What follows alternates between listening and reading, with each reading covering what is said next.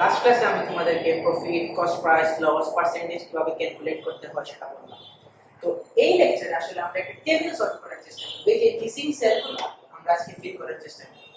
এখন তোমরা বলবো ভাইয়া এই টেবিল তো আমাদের টেক্সট বইয়ে আছে ঠিক আছে, কিন্তু তোমরা কিন্তু সেটা সলভ করো না। কারণ তোমরা বুঝো না যে এই টেবিল থেকে কিন্তু তোমাদের প্রত্যেকটা কোশ্চেন, এই যে ক্রিয়েটিভ কোশ্চেন শুধু ওয়ার্ড নিয়ে খেলে আর কিছুই না। মেইনলি এই টেবিলের যে মিসিং সেলগুলো, এই সেলগুলোর যে কোনো একটা মিসিং জিনিস আমরা বার করতে বলে আমাদের ক্রিয়েটিভ কোশ্চেন বা সেটাকে ওয়ার্ড দিয়ে এমন ভাবে প্যাকেট করে যে তোমরা বুঝো না। তো আজকে এই টেবিলটাকে তোমরা একটা স্কেলিটন ফরমেশন চিন্তা করতে পারো। এই স্কেলিটনটা যদি আমরা আজকে সলভ করতে পারি তাহলে ক্রিয়েটিভ কোশ্চেন আমরা অনেক সহজেই সলভ করতে পারবো। তো চলো আসি আমাদের প্রথম, এই যে প্রথম রোতে আসি কি দেওয়া আছে, cost price, selling price, profit or loss এটা মেনশন করে দিই এবং পার্সেন্টেজ আমরা দেখতে পাচ্ছি একটাতে আছে আর বাকিগুলোতে নাই। তো আমরা রো ওয়াইজ ক্যালকুলেট। প্রথম রো এ নাম্বারে আমরা কস্ট প্রাইস দেয়া 600, সেলিং প্রাইস দেওয়া 660, প্রফিট অর লস আমরা দেখি প্রফিট হইছে আমাদের 60 টাকা। দেখো এখানে কিন্তু আমাদের বের করা লাগবে না, অলরেডি দিয়ে দিয়েছে প্রফিট 60 টাকা। যদি না দিত তাহলে কি আমরা বের করতে পারতাম না? সেলিং প্রাইস দেওয়া, কস্ট প্রাইস দেওয়া, প্রফিট কিভাবে ক্যালকুলেট করতে হয়, বড়টা থেকে ছোটটা মাইনাস 660 মাইনাস 600, প্রফিট হচ্ছে 600। কিন্তু যেহেতু দেয়া আছে এটা আমাদের আর করা লাগবে, কিন্তু আমাদের পার্সেন্টেজটা কিন্তু খালি। লাস্ট ক্লাসে আমি তোমাদেরকে শিখিয়েছিলাম পার্সেন্টেজ কিভাবে ক্যালকুলেট করতে হয়। চলো এখানে আমরা পার্সেন্টেজটা ইউনিটারিতে করব এবং বি নাম্বারের পার্সেন্টেজটা আমরা ডিরেক্ট ফর্মুলা দেব। তাহলে দুইভাবেই তোমরা শিখতে পারবে কিভাবে ক্যালকুলেট করা হয়। এ নাম্বারে আসো ইউনিটারি মেথডে আমরা করব পার্সেন্টেজ। কিভাবে আমরা দেখছিলাম আমরা কস্ট প্রাইসের উপরে পার্সেন্টেজটা ক্যালকুলেট করব। তো চলো লিখি এট ইকে 600 কস্ট প্রাইস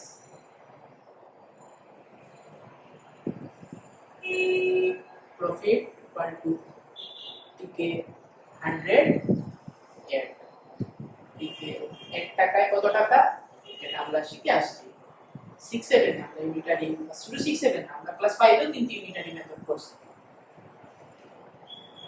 যেটিকে 60 টাকা প্রফিট আসে। সরি আমরা ভুল লিখেছি, হচ্ছে টিকে 60 বাই 600 এবং পার্সেন্টেজের জন্য আমরা কত টাকার মধ্যে নিই, 100 টাকার মধ্যে নিই। সো এ টিকে 100 যদি আমাদের কস্ট প্রাইস হয় তাহলে প্রফিট হবে টিকে ইনটু 100। দেখো এই ক্যালকুলেশনগুলো আমরা জানি, প্রথমে 600 টাকা হলে 60 টাকা, পরে 1 টাকা হলে 600 টা ডিনোমিনেটরে চলে আসে, আবার 100 টাকা হলে ইনটু 100 দিয়ে মাল্টিপ্লাই হয়। সো এখানে আমরা লিখতে পারবো টিকে এ কাটো সো 100 টাকায় আমাদের 10 টাকা প্রফিট। এই 100 টাকায় 10 টাকা প্রফিট এটা কিন্তু আমরা লিখতে পারি percentage of profit equal to 10%। So বুঝলা ইউনিটারি মেথডে কিভাবে ক্যালকুলেশন করতে হয় percentage of profit or loss. So আমরা যেহেতু পেয়ে গেছি আমরা সেটটা ফিল আপ করে দিই। So 10% profit. আমরা নেক্সট সাথে যাব। এখন আসো বি নাম্বার, এখানেও সেই কস্ট প্রাইস দেয়া, সেলিং প্রাইস দেয়া, বলেও দিছে যে আমাদের লস হইছে 48 টাকা, কিন্তু পার্সেন্টেজটা দেয়া নেই। এখন আমরা পার্সেন্টেজ বার করব ফর্মুলা দিয়ে। তোমাদেরকে আমি শিখাইছিলাম ফর্মুলা কি,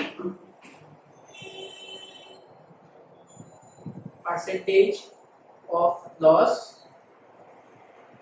ইকুয়াল টু উপরে কি বসবে, চলো এখানে লিখে দেব। আমরা জানি উপরে বসে লস, যদি লস হয় আর যদি প্রফিট হইতো তাহলে উপরে বসে প্রফিট।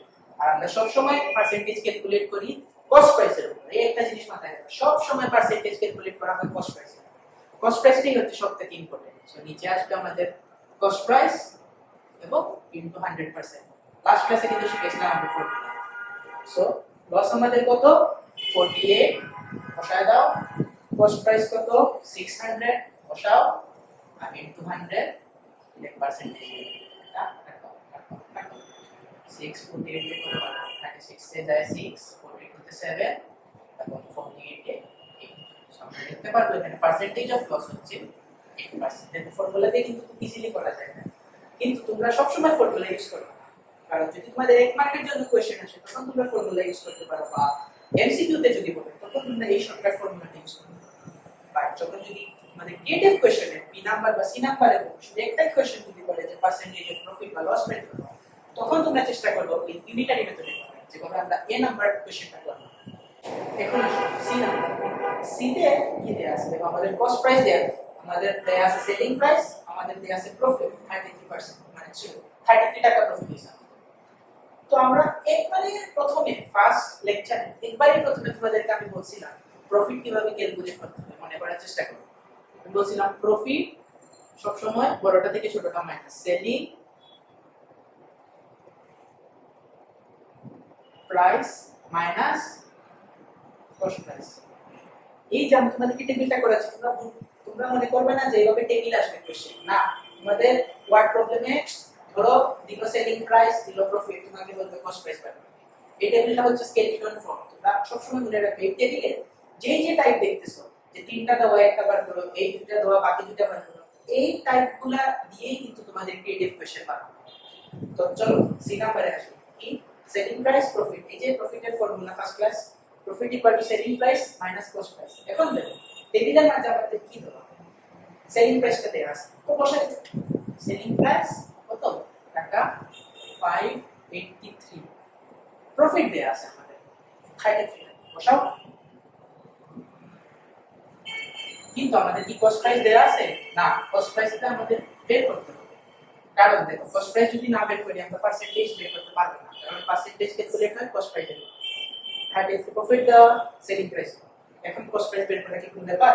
আমরা 6 7 পরে আসছে এই ধরনের প্রবলেম কিভাবে সলভ করে? এই কস্ট প্রাইসকে এই দিকে নিয়ে যাবো, এই দিকে নিয়ে গেলে এখানে মাইনাস থাকলে সাইড চেঞ্জ করলে কি হয়? প্লাস। আমি আসলাম এই যে টাকাটা 583 এটা এই সাইডেই থাকলো, আবার এই 33 কে আমরা ওই সাইডে নিয়ে যাব, লেফট থেকে রাইটে নিতে এখানে যদি প্লাস থাকে এখানে গিয়ে কি হয়? মাইনাস। সো মাইনাস একে 33। এখন তো calculation cost price equal to 583 minus 33 কত আসে? মেবি 550, এখানে আমরা ক্যালকুলেশন করা আছে। হ্যাঁ 550। সো ঠিক আছে 550, এটা তুলো 50। এই ম্যাথ কিন্তু শেষ না, আমাদের আরেকটা মিসিং পিস বের করতে হবে। তো চলো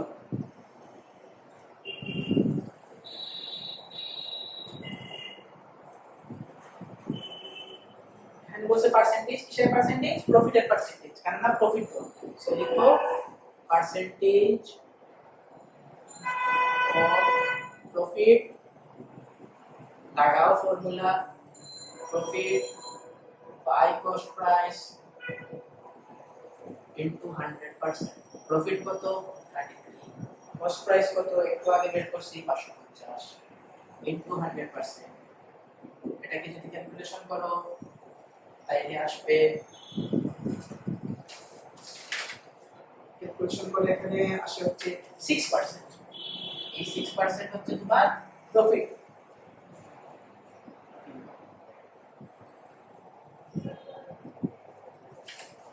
এটা তো এই নাম্বার আমাদের কস্ট প্রাইস দেয়া, প্রফিট বা লস নেই, সেখানে লস বলে 160 টাকা, কিন্তু আমাদের সেলিং প্রাইস দেয়া। আমি তোমাদেরকে লসের একটা ফর্মুলা শিখেছিলাম না, ওই সেম প্রফিটের মতো। লসে আমি কি বলছিলাম? বড় হচ্ছে cost price, so cost price থেকে সেলিং প্রাইস মাইনাস দেয়া লসের সাথে, ওই সেম ঠিক আগের লেকচারের মতো। লসের অ্যামাউন্ট দেয়া আছে, বসাও 160, কস্ট প্রাইস দেয়া আছে কত? 856, কিন্তু আমাদের সেলিং প্রাইস দেয়া ওই সেম ঠিক আগের মেথডে। সেলিং প্রাইসটাকে এদিকে নিয়ে আসো, 856 এর জায়গায় থাকো, এটা এখানে গিয়ে মাইনাস শেষ। কত? সেলিং প্রাইস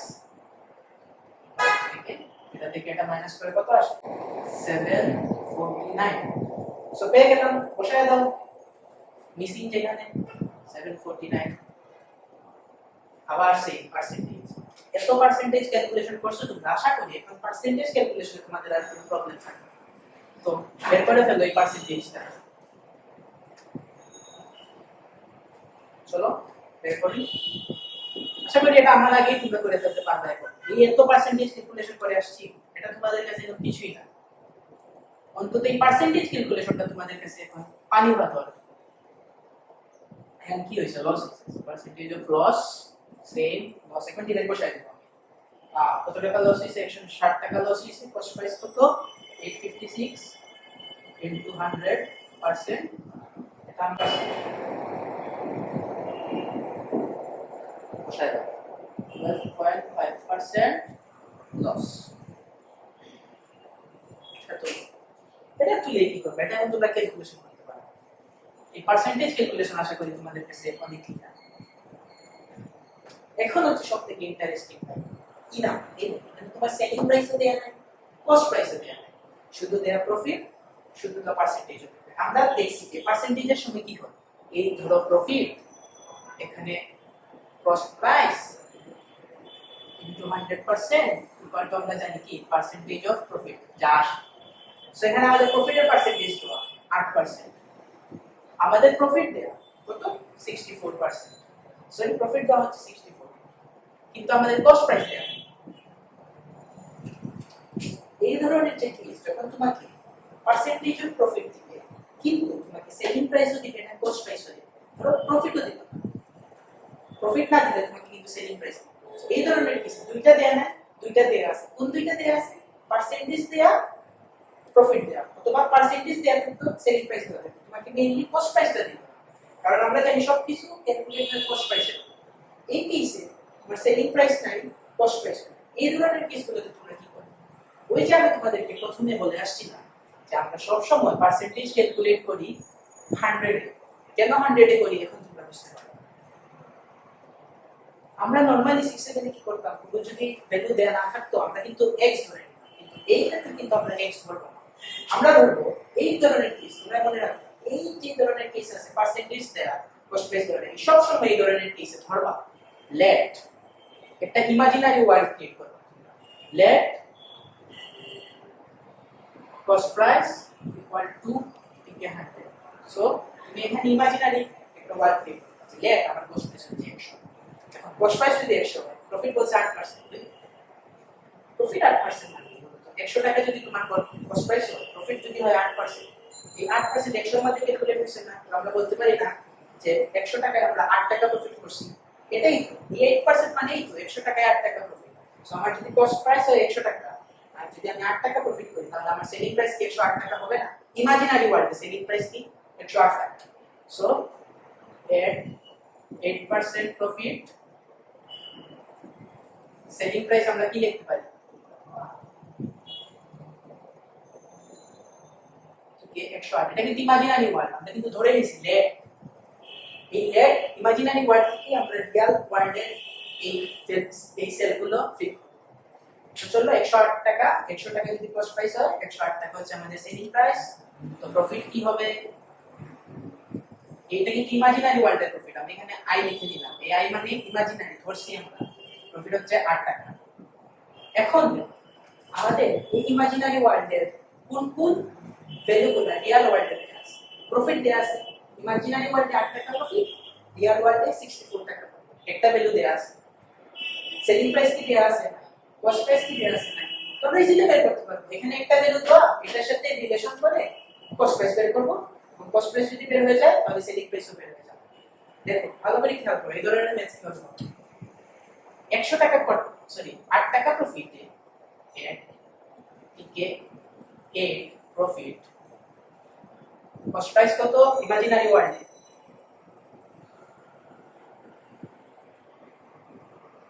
100 সো এর দিকে 1 টাকা যদি আমাদের প্রফিট হয় এর না আসলে 4 হবে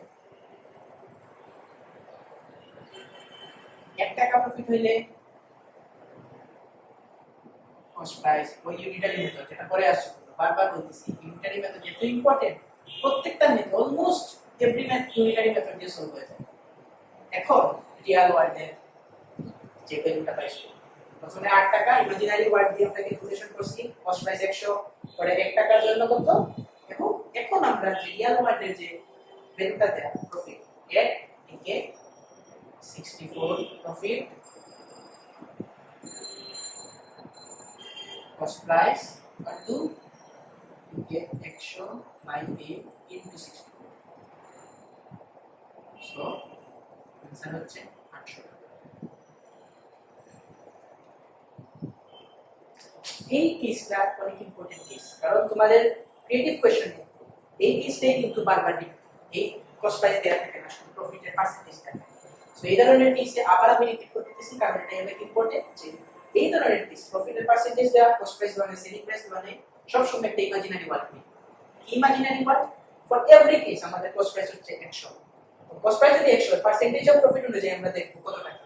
100 টাকার মাঝে এখানে যদি 50% প্রফিট থাকতো তাহলে কি 100 টাকার মাঝে 50 টাকা প্রফিট, যদি 80% থাকতো কি 100 টাকার মাঝে 80 টাকা প্রফিট। এই পার্সেন্টেজ অনুযায়ী আমরা লিখব এর এত পার্সেন্ট প্রফিট আমাদের সেলিং প্রাইস হবে কস্ট প্রাইস প্লাস এই পার্সেন্টেজ, এবং এই ইমাজিনারি ওয়ার্ড আমরা সেলিং প্রাইস পাবো, কস্ট প্রাইস পাবো, প্রফিট অথবা কস্ট পাবো। এই ইমাজিনারি ওয়ার্ডটাকে কাজে লাগিয়ে রিয়াল ওয়ার্ল্ডের মাঝে আমাদের যে ইনফরমেশনটা দেওয়া থাকে, যেমন এখানে প্রফিট দেওয়া ছিল সেই জন্য আমরা লেফট সাইডে প্রফিট ইউজ করছি। এমনও হতে পারতো এখানে প্রফিট না দিয়ে আমাদের কত শুধু সেলিং প্রাইস দেওয়া, তখন আমরা তার যে ভেরিয়েশন গুলো এগুলো আমরা লাস্ট ক্লাসে আপাতত আজকে আমরা এখানে শেষ করব। প্রফিটটা বসায় দাও 800, প্রফিট আছে, কস্ট প্রাইস আছে, তোমাদের সেলিং প্রাইস কিভাবে বের করতে হয় জানো, এখানে লিখে দিচ্ছি।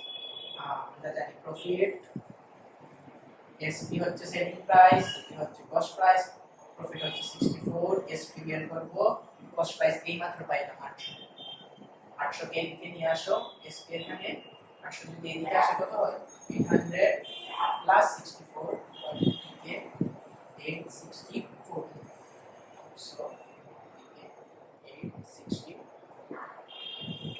এই টেবিলটা যদি তোমরা বুঝে থাকো তোমরা অলমোস্ট 80% ক্রিয়েটিভ কোশ্চেন সলভ করতে পারবা, যেগুলো আমি তোমাদেরকে সলভ করাবো নেক্সট ক্লাসে। আর এই ই নাম্বারে যে কেসটা ছিল এটা কিন্তু খুব ইম্পর্টেন্ট, সো এই পার্টটুকু তোমরা চেষ্টা করবা ইমিডিয়েটলি দেখার জন্য। এটা যদি বুঝতে পারো কিভাবে আমরা ইমাজিনারি একটা ওয়ার্ল্ড ক্রিয়েট করি ল্যান্ড ধরে, দেন রিয়েল ওয়ার্ল্ড থেকে এই ভ্যালুগুলো নিয়ে বের করি, এই প্রসেসটা যদি বুঝতে পারো দেন তোমার 90% ক্রিয়েটিভ প্রবলেম সলভ। আর বাকি যে 10% সেটা হচ্ছে হোলসেল, রিটেল সেল, এগুলো আমরা নেক্সট ক্লাসে তোমাদেরকে একটা কোশ্চেনের মাধ্যমে পুরোপুরি বোঝানোর চেষ্টা করব। আজকের জন্য এই জন্য